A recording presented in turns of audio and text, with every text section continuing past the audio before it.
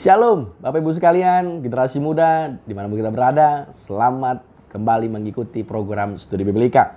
Pastikan kita dengan semangat antusias belajar kebenaran firman Tuhan. Dan hari ini kita akan belajar dari kitab Rut. Kita mau berdoa terlebih dahulu, kita minta hikmat Tuhan supaya kita diberikan hati yang rindu belajar. Mari kita berdoa. Bapa di sorga, kami sungguh sangat mengucap syukur, berilah kami hikmat-Mu, kerinduan, antusias, haus dan lapar akan firman-Mu. Dan kami percaya jemaat yang berakar dengan firman-Mu, jemaat yang semakin tangguh menghadapi badai kehidupan. Berilah hamba-Mu, hikmat-Mu, dan berilah kami senantiasa hati yang terbuka sehingga kami semua memiliki hati seorang murid yang belajar firman-Mu. Dalam nama Yesus kami siap. Haleluya. Amin. Puji Tuhan. Shalom. Haleluya. Tentunya kita mau belajar kitab Rut setelah kita belajar kitab Hakim-Hakim. Dan pastikan notes kita melalui mungkin manual, analog, di buku, ataupun juga di handphone kita. Nah, sebelum kita belajar lebih jauh, mari kita simak video dari Bible Study Project versi Bahasa Indonesia. Selamat menyaksikan. Kitab Rut merupakan sebuah karya seni teologis yang cemerlang yang mengundang kita untuk merenungkan pertanyaan mengenai keterlibatan Tuhan dalam suka duka kehidupan keseharian kita. Ada 3 tokoh utama dalam kitab ini, yakni Naomi, seorang janda, Rut orang Moab, dan Boas, seorang petani Israel. Dan kisah mereka dituturkan dalam 4 bagian yang disusun dengan indah. Mari kita selami dan kita lihat kisah ini seutuhnya. Pasal pertama kitab Rut diawali dengan kalimat ini. Pada zaman para hakim memerintah. Hal ini mengingatkan kita akan masa kegelapan dan masa-masa sulit dalam kitab Hakim-Hakim. Dan di sini kita menjumpai sebuah keluarga Israel di daerah Bethlehem yang sedang berjuang untuk melalui masa kelaparan. Dan dalam usahanya mencari makanan, keluarga ini pindah ke wilayah bangsa Moab yang merupakan musuh bebuyutan bangsa Israel. Dan di situ, ayah dari keluarga ini mati dan kedua anak laki-laki mereka menikah dengan 2 wanita Moab yang bernama Rut dan Orpa. Lalu kedua anak laki-laki itu, mereka juga mati di sana dan meninggalkan Naomi beserta kedua menantunya. Dan Naomi tidak lagi mempunyai alasan untuk menetap di daerah Moab. Lalu dia mengatakan kepada kedua menantunya bahwa dia akan pulang ke Israel. Dan Naomi tahu bahwa di Israel kehidupan seorang janda asing yang belum menikah akan sangat sulit. Jadi dia mendesak kedua menantunya untuk tetap tinggal di Moab. Orpa setuju untuk tetap tinggal, tetapi Rut tidak. Rut menunjukkan kesetiaan yang luar biasa kepada Naomi dan dia berkata, "Kemana engkau pergi, ke situ jugalah aku pergi. Bangsamulah bangsaku dan Allahmulah Allahku." Lalu keduanya kembali ke tanah Israel bersama-sama. Dan pasal ini ditutup dengan Naomi yang mengganti namanya menjadi Mara, yang berarti pahit dalam bahasa Ibrani. Dan dia meratapi nasibnya yang tragis. Pasal kedua diawali dengan Naomi dan Rut yang berdiskusi tentang kemana mereka akan mencari makanan. Dan kebetulan saat itu adalah masa awal panen jelai. Lalu Rut pergi untuk mencari makanan dan secara kebetulan dia memungut jelai di tanah milik Boas, yang ternyata masih merupakan kerabat Naomi. Kita diberitahu bahwa Boas adalah seorang pria berkarakter mulia. Dan dia memperhatikan Rut. Dan setelah Boas mengetahui latar belakang Rut, dia menunjukkan kemurahan hati yang luar biasa kepadanya. Boas membuat ketentuan khusus supaya Rut, si imigran ini, bisa memungut jelai di ladangnya. Dengan melakukan ini, Boas sebenarnya sedang menaati perintah dalam hukum Taurat, yakni menunjukkan kemurahan hati kepada para imigran dan orang-orang miskin. Boas sangat terkesan dengan kesetiaan Rut kepada Naomi. Dia mendoakan Rut bahwa Tuhan akan memberi upah atas keberanian Rut. Lalu pulanglah Rut hari itu, dan Naomi mendapati bahwa Rut bertemu dengan Boas, dan dia sangat senang. Naomi berkata Boas adalah penebus keluarga. Nah, mengenai istilah penebus keluarga ini, sebenarnya hal ini merupakan tradisi di Israel, yang mana apabila seorang suami mati dan meninggalkan istri atau anak atau tanah, maka seorang penebus keluarga wajib untuk menikahi janda tersebut, mendapatkan tanahnya dan melindungi keluarga itu. Sehingga Naomi mulai berharap bahwa mungkin masih ada masa depan bagi keluarganya. Pasal 3 diawali dengan Naomi dan Rut yang menyusun rencana untuk membuat Boas mengetahui situasi mereka. Jadi Rut akan berhenti mengenakan pakaian seorang janda yang sedang berkabung, dan dia akan memberi tanda bahwa dia siap untuk dinikahi. Lalu Rut pergi menemui Boas di ladangnya malam itu. Dan ketika Rut mendekat, Boas terbangun. Dia sangat terkejut. Rut menunjukkan maksudnya dengan sangat jelas.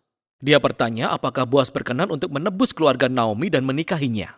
Boas sekali lagi dibuat kagum oleh kesetiaan Rut kepada Naomi dan keluarganya. Dan Boas menyebut Rut sebagai wanita berkarakter mulia. Itu adalah istilah yang sama yang dipakai untuk menggambarkan wanita yang ada di Amsal 31. Lalu Boas meminta Rut untuk menunggu sampai keesokan hari, dan dia akan menebus Rut dan Naomi secara resmi di hadapan para tua-tua kota. Sehingga pasal ini berakhir dengan kembalinya Rut kepada Naomi, dan mereka sama-sama takjub atas segala sesuatu yang baru saja terjadi. Di pasal 4, semua itu menjadi kenyataan. Namun pada menit-menit terakhir, Boas menemukan ada seorang anggota keluarga yang lebih dekat kepada Naomi daripada dirinya. Dan orang ini memenuhi semua persyaratan sebelum Boas untuk menebus keluarga Naomi. Namun pada akhirnya, anggota keluarga ini mengetahui bahwa dia harus menikahi Rut yang adalah orang Moab, sehingga dia menolak tawaran itu. Namun ingatlah bahwa Boas benar-benar mengenal karakter Rut yang sebenarnya.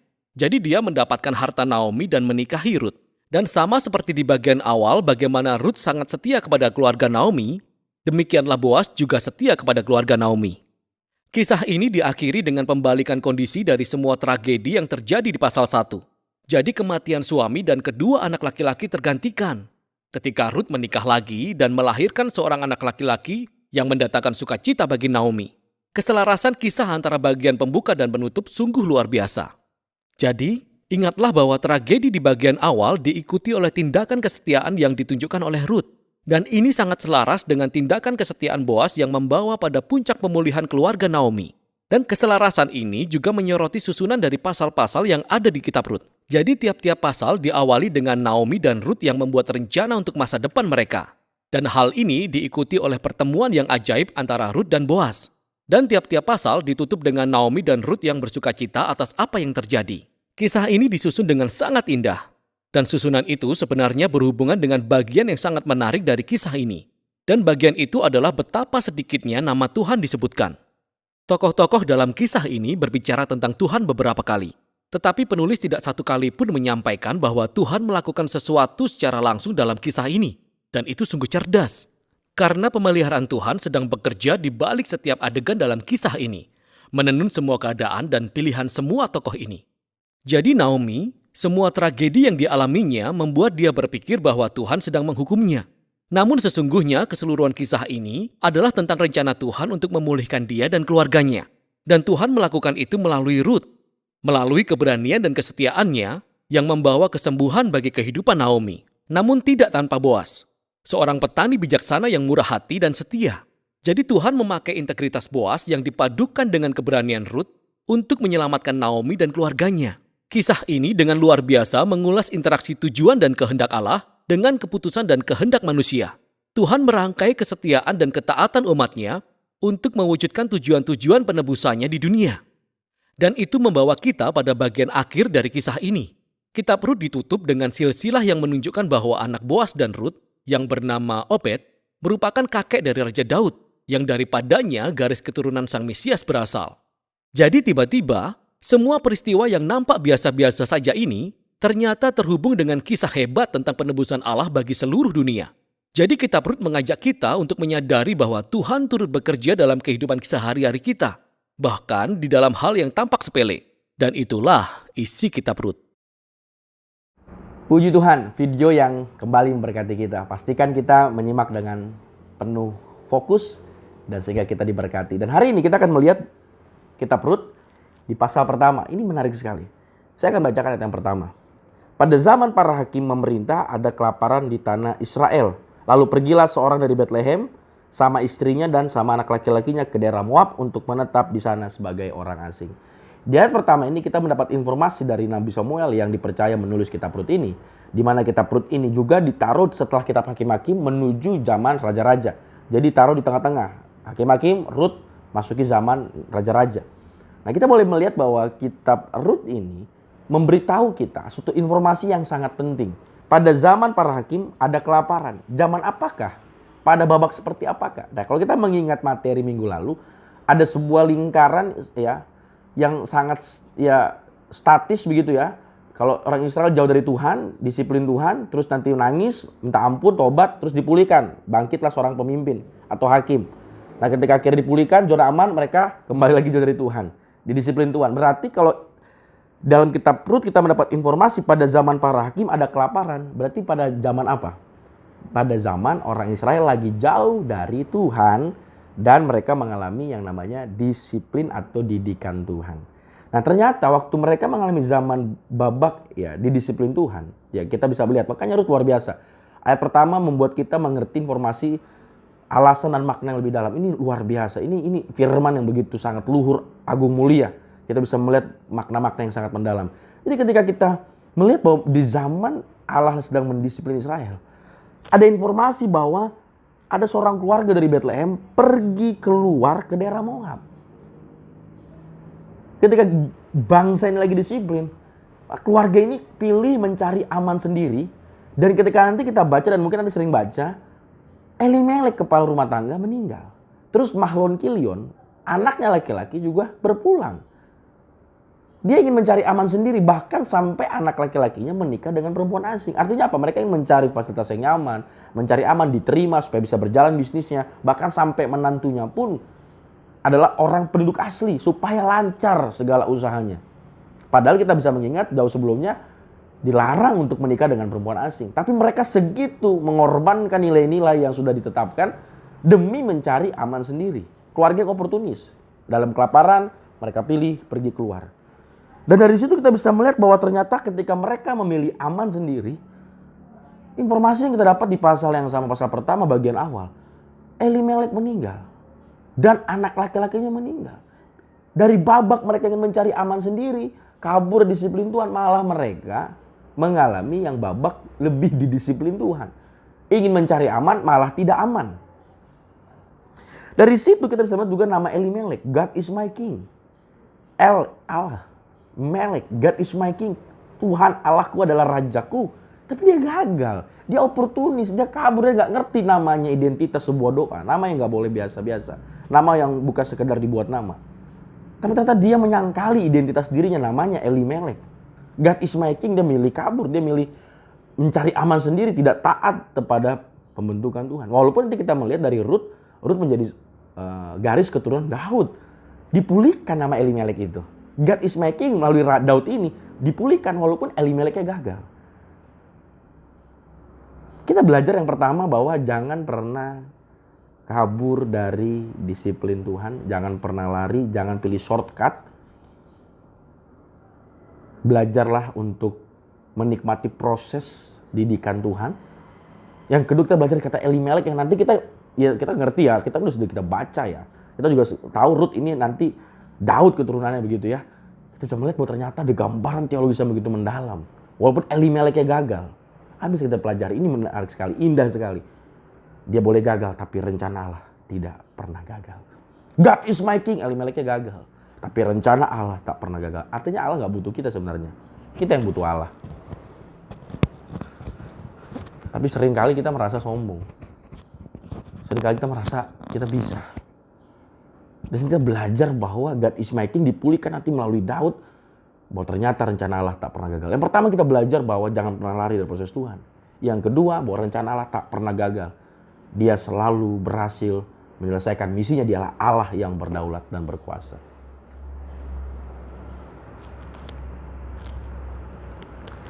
Lalu kita baca lagi. Dari keluarga yang mencari peruntungan, aman, lari dari disiplin Tuhan. Ternyata mereka malah semakin merasakan disiplin Tuhan secara tragis. Lalu di ayat yang ke-6. Kemudian berkemaslah ia dan kedua menantunya dan ia pulang dari daerah Moab. Lalu kemudian dikatakan begini di ayat yang ke-6. Di daerah Moab, Naomi mendengar bahwa Tuhan telah memperhatikan umatnya, berarti Israel, dan memberikan makanan kepada mereka. Artinya, masa disiplin di Israel berakhir. Terus Tuhan berkati, ini masa di mana berarti sudah ada hakim yang baik nih. Lalu Tuhan berkati kembali Israel, dia dengar. Terus dia pengen pulang. Ini oportunis. Waktu kelaparan Israel dia pilih nyari aman. Terus waktu Israel dia diberkati, dia pilih pulang kampung lagi. Oh, kan kita bisa melihat kan makna-makna lebih dalam lagi dari ayat-ayat yang kita baca. Inilah studi biblika kita bisa memahami lebih dalam lagi. Dari keluarga yang mencari peruntungan, ternyata jelas Tuhan didik mereka. Terus ternyata mereka ingin kembali lagi pulang kampung. Setelah Israel dipulihkan, mereka mau pulang kampung. Jadi babak pertama mereka lari dari disiplin Tuhan. Babak kedua mereka mengalami namanya babak kesedihan, kedukaan. Babak kepahitan. Babak ketiga mereka ingin pulang kampung. Naomi ingin balik lagi ke Israel.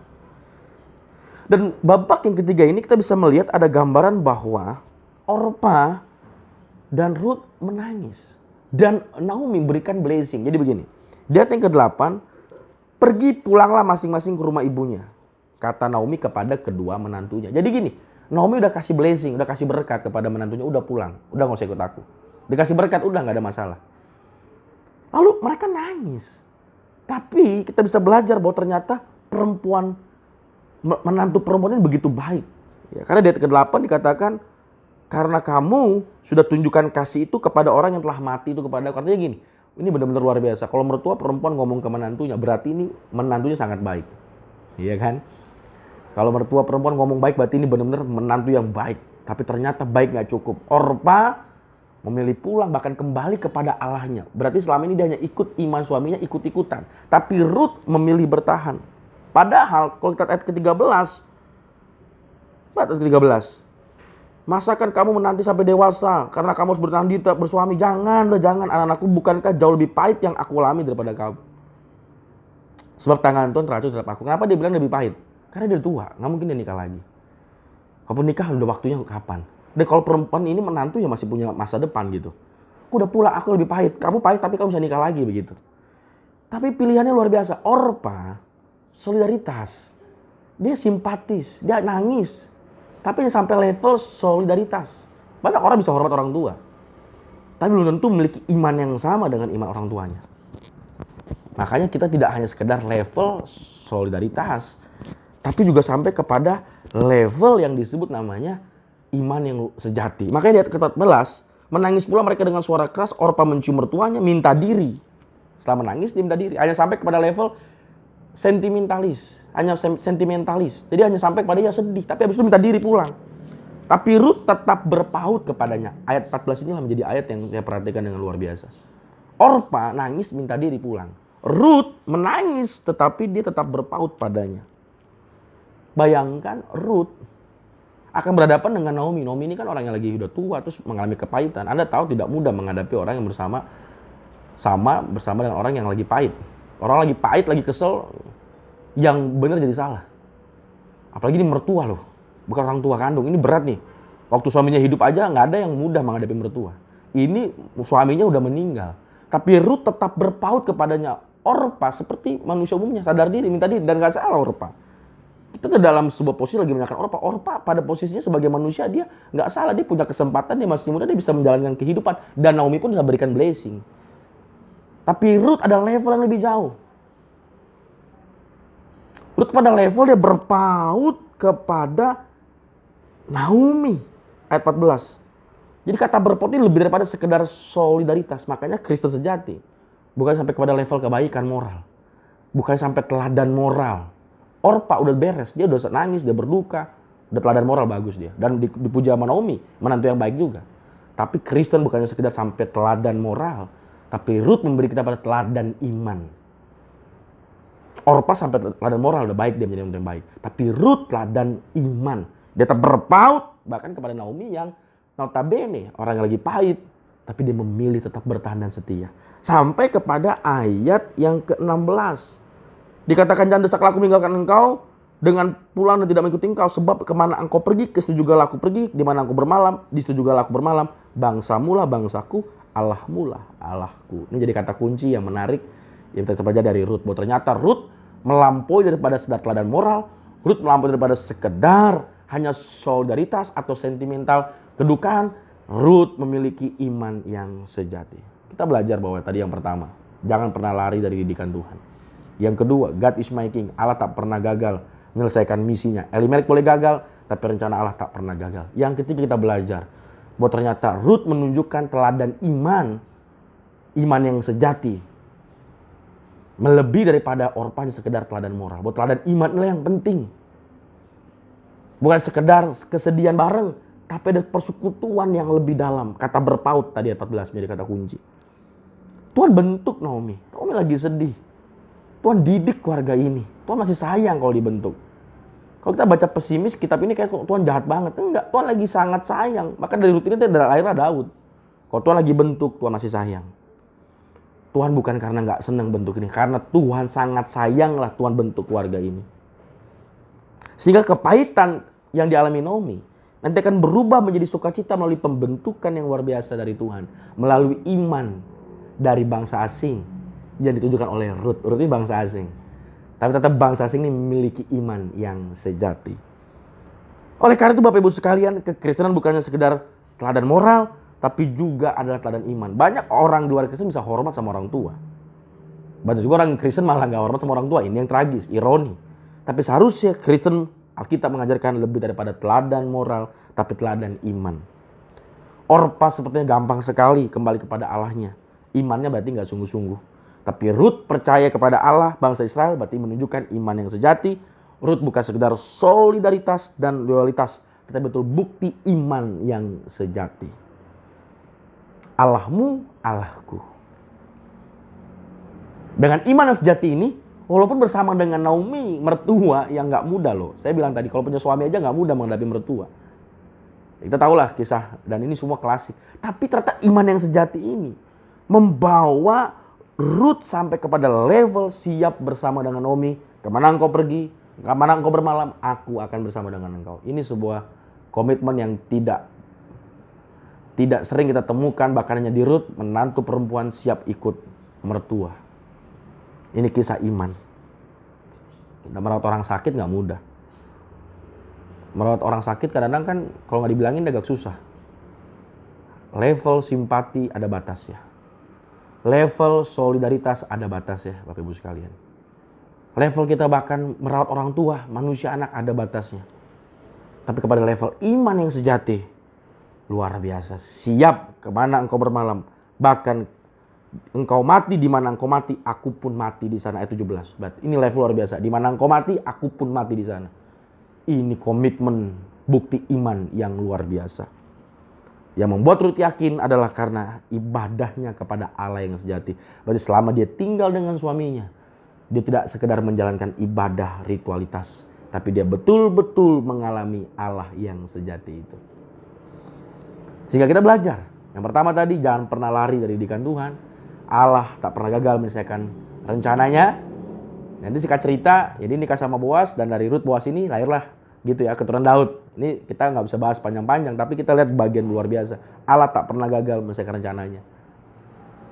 Elimelek boleh gagal, tapi nanti Tuhan bisa memulihkan. God is making itu. Lalu kita belajar juga ternyata bahwa iman yang sejati menjadi kunci penentu perubahan hidup yang berkemenangan. Iman sejati yang ditujukan oleh Rut menunjukkan juga bahwa Allah juga mengasihi keselamatan juga bagi bangsa-bangsa asing. Oleh karena itu, sebagai kesimpulan, ada sebuah kekontrasan, ada sebuah paradoks, ada sebuah sepertinya gambaran yang luar biasa. Ini kan Elimelek ini kan dari bangsa yang kenal Tuhan, dari Bethlehem. Elimelek kita ngerti dari namanya apa. Tapi ternyata dia gagal. Tapi ketika dia ke Moab, ada satu iman yang luar biasa yang bernama Rut ini. Memberikan kita sebuah gambaran luar biasa bahwa keluarga Elimelek ke Moab mencari keamanan sementara. Sedangkan Rut dari bangsa asing, ketika dia mengalami Allah yang sejati, dia siap mendapatkan keamanan kekal karena iman sejati. Keluarga Elimelek mencari keamanan sementara. Dididik Tuhan. Rut ketika mengalami Allah yang sejati, mendapatkan keamanan yang kekal, sehingga dia bahkan rela menemani Naomi sampai bahkan akhir hidupnya. Bersama dengan orang tua dan lagi yang mengalami kepahitan, dia rela loh. Kalau Elimelek kan mencari aman. Naomi bahkan siap tidak aman dalam kehidupannya. Dia punya masa muda loh. Masih punya panjang hidupnya. Tapi dia memilih berjalan dengan Naomi. Memilih bahkan pergi ke tanah Israel. Secara matematika, Rut pergi dari keamanannya. Dia pergi dari kampungnya Moab. Padahal Moab itu kan saudara semua. Tapi dia memilih mencari keamanan yang kekal. Elimelek memilih mencari keamanan sementara. Mari. Maukah kita seperti Rut? Orang yang mengalami Allah yang sejati, dia tidak lagi mencari keamanan sementara. Dia akan mencari keamanan yang kekal. Dan keamanan yang kekal karena Allah yang sejati, ibadah yang sejati, iman yang sejati, membuat dia siap menghadapi tahun-tahun yang berat. Rut menggambarkan kita, mengingatkan kita di tahun yang berat ini, ingatlah Rut. Dia siap menghadapi tahun yang berat karena memiliki iman yang sejati. Mari kita berdoa. Bapa di sorga, kami bersyukur Tuhan atas kebenaran firman-Mu. Kami belajar untuk menjadi pribadi seperti Rut, pribadi yang mengalami iman yang sejati. Dan ajari kami juga Tuhan dari keluarga Elimelek untuk tidak lari dari didikan Tuhan, tidak mencari aman sendiri berdasarkan kacamata kami. Dan kami boleh memahami sebuah kebenaran luar biasa bahwa Allah tak pernah gagal menyelesaikan rencananya. Dan ajari kami Tuhan untuk menjadi pribadi yang senantiasa melihat Engkau, mengalami Engkau, ibadah yang sejati bukan sekedar ritualitas, tapi kami mengalami Allah yang sejati sehingga kami fokusnya adalah keamanan yang kekal, bukannya keamanan yang sementara. Melalui kisah ini kami diberkati. Beri kami hati untuk terus kembali belajar kebenaran firman Tuhan. Tuhan Yesus tolong kami untuk siap menghadapi tahun yang berat seperti Rut menghadapi masa babak yang berat. Tapi ketika mereka mengalami Tuhan yang sejati, mereka siap menghadapi tahun-tahun yang tidak mudah. Dan bersama dengan Tuhan ada kekuatan. Bersama dengan Tuhan ada kemenangan. Inilah doa kami, inilah pelajaran yang telah kami belajar. Dalam nama Yesus kami diberkati. Haleluya. Amin. Tuhan Yesus memberkati.